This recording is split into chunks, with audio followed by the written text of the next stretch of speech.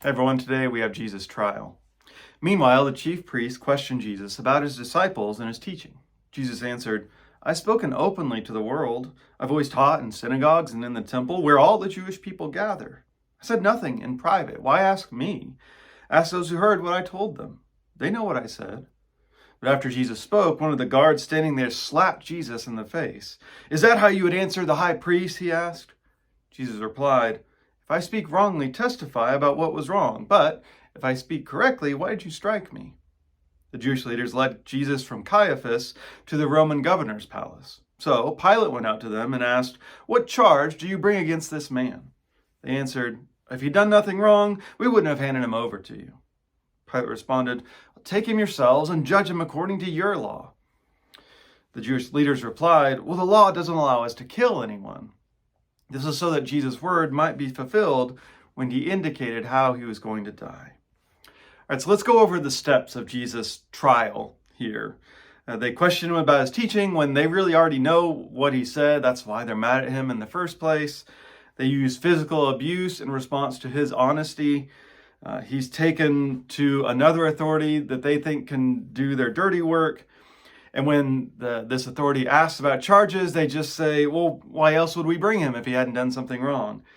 And then it's clear at the end, they've already decided on the verdict. They want to kill him. They just need a power that can do it for them. I'm actually reminded of the movie Monty Python and the Quest for the Holy Grail, and the witch trial scene there, where they bring this woman and say she's a witch, and how do you know she's a witch? Well, look at her.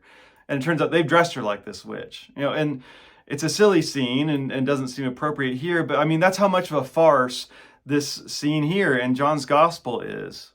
They want to act like they're doing things by the book, but there is no justice here.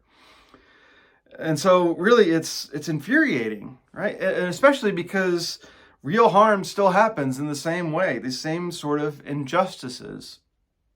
We often today are unconscious of our biases. And so we have prejudice, which is just a word that means we prejudge, just like these leaders did.